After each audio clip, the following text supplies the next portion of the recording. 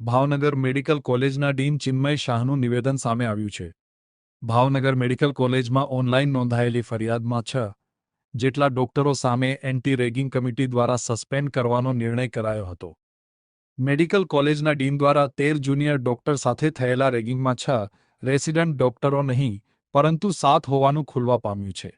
જો કે વધુ એક શખ્સ ડોક્ટર સામેલ હોવાનું સામે આવ્યું હતું, જેમાં ડો દિવ્યા મોદી પણ હોય. તેથી 7 વિરુદ્ધ નીલમબાગ પોલીસ સ્ટેશનમાં ધોરણસર ગુનો દાખલ થયો છે.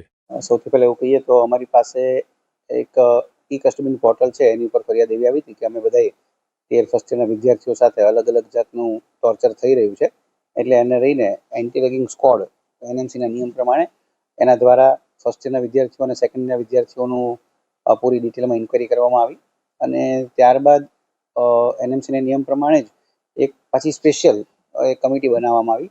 એમાં પણ નિવેદનો લીધા અને આ બંને કમિટીને એવું લાગ્યું કે આમાં રેગિંગનો કંઈ તથ્ય લાગે છે, એટલે એન્ટી રેગિંગ કમિટીની મિટિંગ 2 દિવસ પહેલાં સાંજે 5 વાગે શરૂ કરવામાં આવી હતી અને આશરે 10 કલાક જેવી મેરાથોન મિટિંગ ચાલી.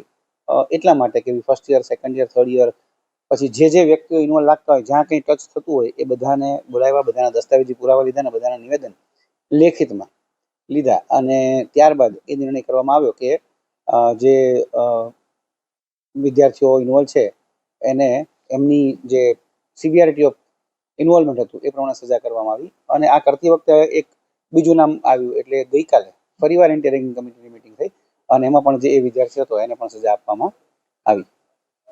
અલગ અલગ જાતની ફરિયાદો છે. એક તો વર્બલ એબ્યુઝની ફરિયાદ છે, બીજી છે કે ભાઈ મુર્ગા બનાવતા હતા, સીટઅપ કરાવતા હતા અને બીજું 500 થી 1000 વાર લખાવતા હતા. આ રીતની ફરિયાદ જે અમારી પાસે નિવેદનો અને દસ્તાવેજી પુરાવા આવ્યા એમાં છે. હવે બે વસ્તુ અલગ છે. નેશનલ મેડિકલ કમિશન અને સુપ્રીમ કોર્ટની ગાઈડલાઈન પ્રમાણે અમારે એફઆઈઆર કરવી જરૂરી થતી હોય છે, એટલા માટે એફઆઈઆર થઈ છે. હવે આગળ એમાં શું થશે તે પોલીસ વિભાગ જ આપણને કહી શકશે. અમારી જે સજા અમે આપવામાં આવી છે એ અમારા તરફથી પૂર્ણ થઈ ગઈ છે. એટલે હવે જો અમારા તરફથી કંઈ કરવાનું રહેતું